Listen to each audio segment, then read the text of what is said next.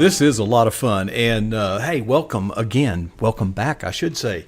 PJ Net's Live Awake States, brought to you by City on the Hill TV and the Bears and Lord Network. And told you we had an interesting guest coming up, and you are about to be thrilled and you are about to be honored.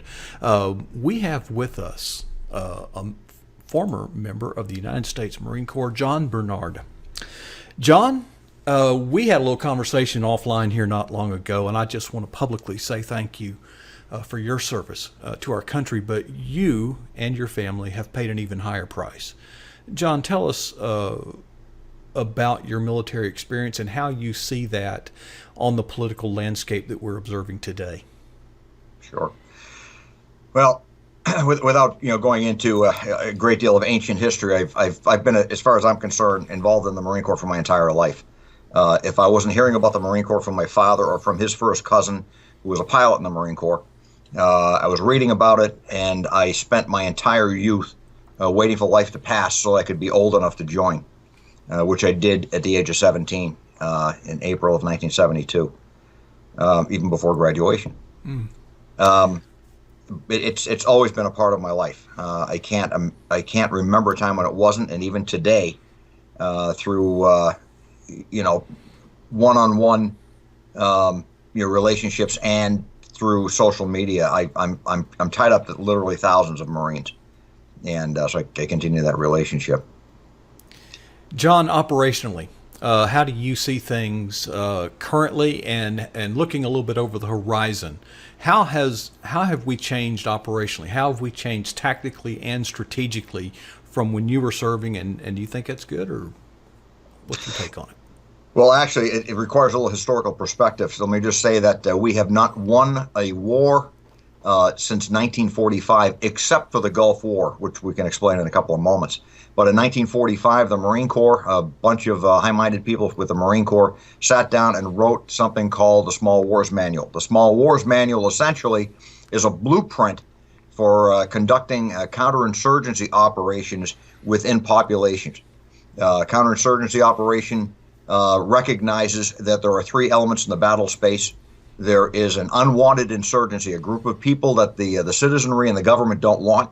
There is a put upon, a quote-unquote, innocent population, and then there is a weak government. We come on the scene either with their permission or without, depending on whether or not we see it as a national security issue, and then we begin the process of trying to extract that insurgent element while bending over backwards to protect the civilian population, and then sinking billions of dollars to train and to lift up the weak government. That's essentially how a counterinsurgency operation operates. People now, might can I ask you a question, John? You're on a roll, but something tells me you will remember your speech. When this was written, or when was this written? It was written sometime after 1940. It was culminated in the manual in 1945, and builds on the experiences really of the Marine Corps during the Banana Wars and the Spanish-American War experience in the Philippines. Okay. Well, I find that interesting because my first thought as you were explaining it, and I majored in sociology and political science, is how much could they have foreseen about the nature of warfare in 1945, because that was a set-piece battle. Yeah. Well, the thing is, that was the last. That was in 1945. That was our last true war. Mm-hmm. Basically, the leadership of the world, those who came out of World War II intact, determined to never ever allow the world to fall into a global war again. Mm-hmm. It cost too much. It was in blood and treasure, and it really ripped the heart out of the leadership of the world. And so they determined not to.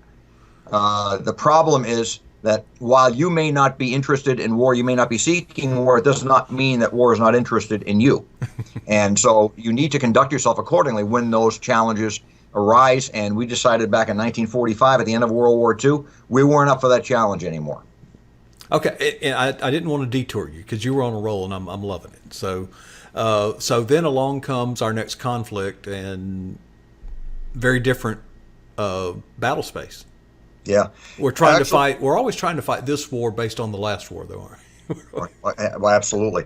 And the first two opportunities that the Western culture has to engage, utilizing lessons learned or gleaned, shall we say, from the Small Wars Manual, are the French in Indonesia and the British in Malay. The Chinese communists had determined that they were going to send out insurgent elements, leadership elements, into their neighboring countries, and they were going to cause them to want to change to communism, to change the very nature of their culture, the very nature of their governance to communism. Back in the 60s, we were referring to that actually in the 50s as the domino effect, or the domino theory, that one by one these smaller nations would fall, eventually giving way to the larger nations, which would then either see the error of their way or be without any reciprocity and without any, shall we say, kinship of mind from anybody else in the world, and they would eventually succumb and become communist nations, including us. So the British fought in Malay. They fought from 1948 until 1960 to get rid of some 2,500 Chinese communists. At the end of that, there was approximately 5,000 dead, both British soldiers and the Malay people. And it needs to be known that the British actually had control of Malay going into it.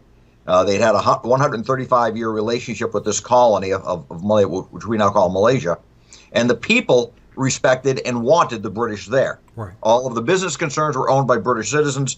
All of the workers were Malaysian. It was a pluralistic society with Christians, Muslims, Buddhist, Hindu, everything. Everybody got along. By 1960, the British citizenry was absolutely exhausted with war, not only for Malay, but World War II before that. Remember that the British Isles almost succumbed to Nazi Germany. So you had that experience there. The French in Indonesia, they finally ended up having to pull out in 1954 after a battle at Den Ben Phu, where the French complement, actually it was the French Foreign Legion, de Légion étrangère, was nearly decimated. And they literally gave up and they pulled out. They pulled everybody out at that point. And that is where we, in earnest, started in Vietnam. John, I did a Google search one time on French military victories, and Napoleon is the only thing I could find. The French have had a rough go. They've had a rough history. They fight gallantly and valiantly, but they always seem to come up on the short end of the stick. They got some good stuff. I really admire them, but you can be a valiant fighter and be under horrible leadership with horrible vision, and that largely describes the French experience in war. Mm-hmm. And the French, the Foreign Legion has started not taking people that are wanted by Interpol, so I don't know if their recruiting field is... It's still a legion of foreigners. There was some discussion that they might open it up to French citizenry, but historically only the officer corps are French, and the average soldier is in fact a foreigner. And wanted by the... They've started cooperating with Interpol, and that hurt them badly. But that's the international police, folks. If you're wanted around the world, the French Legion used to be kind of a sanctuary that you could live, and they would take you. Yep. And if you could make the mark, which wasn't easy, I have a lot of respect for those guys. I mean, they were kind of like it was like Navy SEAL training, or worse, even better, Paris Island. Hey, John, I got my coffee cup. Where's yours? Right here. Proud of you, man, Sergeant. All right. Well, let's kind of fast forward. I could, John, we could talk all night. I really love this stuff. Let's look at the political landscape and the leadership here in this country today, and the military assets that we have, and the thinking that you're talking about. And let's kind of project that over the horizon. Where are we going with our military today? Sure. Let me just start this by just listing a few places, and then I'll go into it. So we've got Malaysia, we've got Indonesia under the French, Vietnam under us, specifically Vietnam, Korea I will add into that mix, Bosnia, Somalia, the British experience in the 1800s in Afghanistan, the Russian experience about 25, 30 years ago, about 20, 25 years ago. Our experience in Afghanistan and Iraq, Libya, now Syria, these have all been governed by the rules promulgated within counterinsurgency doctrine. And every single one of those has been a failure, 100%. You cannot find, other than Kuwait, because the Kuwaiti government gave us carte blanche. Said, look, we want the Iraqi army out of here. We don't care who you kill, what you break, or what it takes. Get them out of here. Well, we won Grenada. And we broke everything. And we killed everybody we could.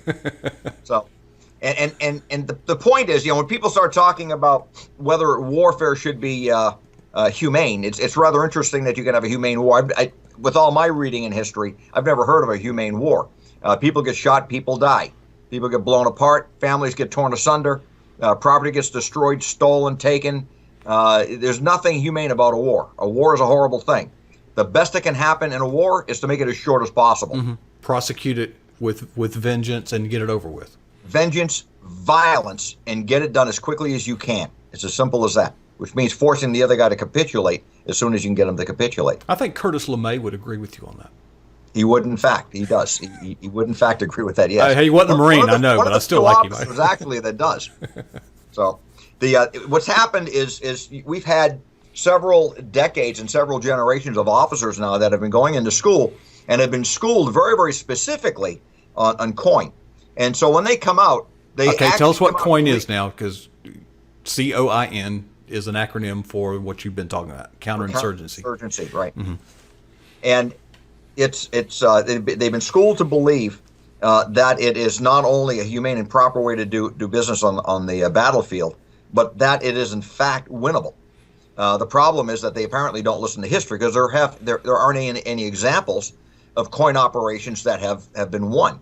They've all been brutal failures. All the ones I listed to you are the premier ones, and they've all been brutal failures. All of them. John, so would you agree that perhaps nuclear weapons brought that about because of the fear of using them and it escalating, that we're now fighting wars by proxy, so to speak? No, not really. I mean, that might be an excuse for some, but like I said, the history predates the proliferation of nuclear weapons. Until the 60s, really, we were the sole, we had a monopoly. Sole proprietor, if you will, of nuclear technology. The Russians were well on their way. I'm not sure when they actually created their first deliverable bomb. But that's the key word there. To have a bomb is one thing. To be able to deliver it is another. Exactly. North Korea right now, they are nuclear capable, but can they throw one over the pond? I just saw something the other day that they believe they could hit Hawaii or Alaska. They believe it, but every one of these tests that they've been performing, most of them have been failures one way or another. And Embarrassing failures. I mean, it's a valiant effort. I mean, they're determined. They're going to perfect a multi-stage rocket that will be able be capable of intercontinental flight. But at this moment, they don't have that. The other problem for them is to be able to size a warhead to fit that yet undiscovered missile. So there's a lot of work for them to be done before they're actually at the point of delivering a missile. And once they do, I think the metrics change worldwide. I think then we've got a serious problem between them and Iran. Well, let's talk about Iran for a minute, because now I was fortunate to study strategic nuclear warfare in my senior year. There was a waiting list for this class. Professor Tom Dye, there was no book. And he described two scenarios. One, he said, and bear in mind, this was back during the Cold War, and he said, believe me, folks, the Russians are a good enemy to have, because at the end of the day, they are rational. And this was when the Ayatollah Khomeini was taking Iran. He says the worst case scenario is a fanatic that becomes nuclear capable, that is not rational, and will light up the sky just to see it, believing that God is somehow behind it. So give me your take on Iran.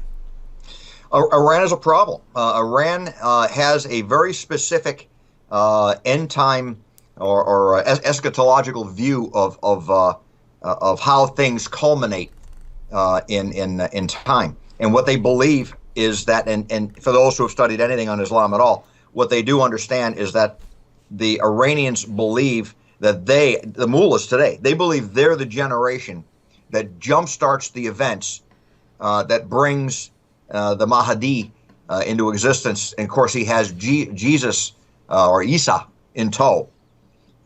Isa plays a very small role, but he's in tow. Their version of who Jesus is. But it's the Mahdi that is going to come in, and he's going to basically lay waste to the earth. There are very dark parallels between Shia eschatology and Christian eschatology. They're like mirror images. One is the proper image, and then one is the reverse. Very much like the Antichrist. And so we have this, and the troubling thing is, not only do they believe what they're reading, but they believe they're the ones that are going to jumpstart. And the difference between Christian eschatology and Iranian eschatology is that we are waiting for the signs to appear. They believe they have a mandate to kickstart those things. Yeah. So anything that they can provide, obviously the great infidel or the great evil on the earth is Israel, and so they are primarily or Iran's primary target. But we are a secondary, good, strong secondary target. And then ultimately every non-believer, every kafir on earth is a tertiary target. So we're looking at something happening from their vantage point in the very near future. And I firmly believe that they believe once they are nuclear capable, that is Allah telling them it is time. Oh, yeah. It's a self-fulfilling prophecy at that point. John, one of the things that bothers me about radical Islam, you mentioned earlier when you were talking that you basically prosecute a war until they capitulate.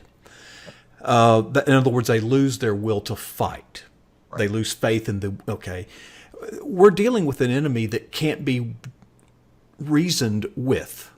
Okay, they believe that there's 72 virgins awaiting them, which begs the question: why are they still virgins? But anyway, you can't reason with them. The only thing you can do is exterminate them. That is a recipe for Armageddon. Yeah, it's exactly true. And it's even a little bit more complicated than that. The one thing that we learned during our experience during Gulf War I, and everybody that has fought over there since, is that if you want to assign a character trait to those folks fighting in that part of the world, it is cowardice. They are the very definition of cowards. They will not stand and face their enemy. You know this firsthand, don't you, John? Oh, absolutely. Yeah. You didn't read about this one. You know this to be true. I know this. They are brutal cowards. They cannot face the death that they suggest that they want. Those that strap on bombs fall into two categories: those who are in fact coerced into doing it, and then the second group who are basically at a point of despair, spiritual despair, realizing the state of their existence and the likely state of their eternal existence.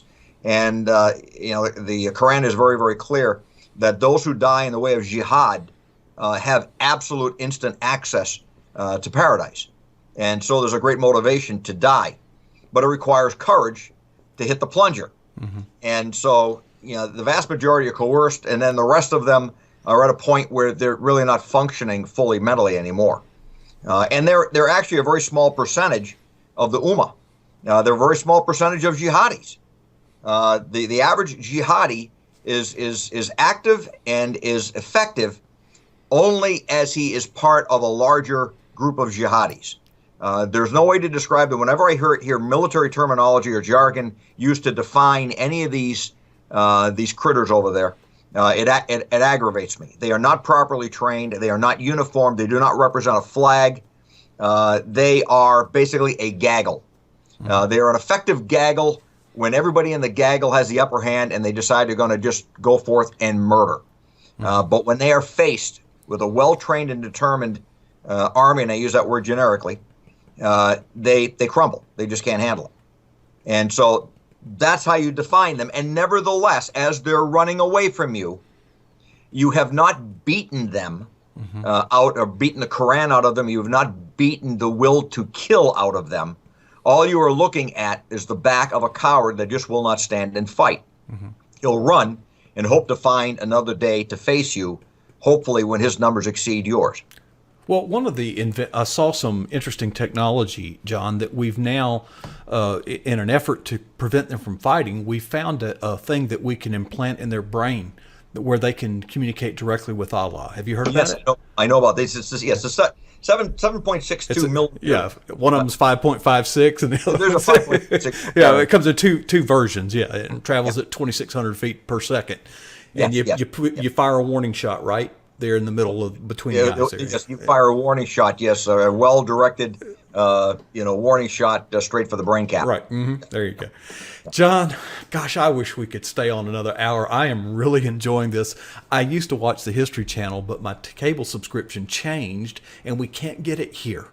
So you're my History Channel tonight, and you have been awesome, John. I hope that we can do this again sometime. And thank you for sharing. Thank you again for your sacrifice and your service to our country. Thank you for having me on.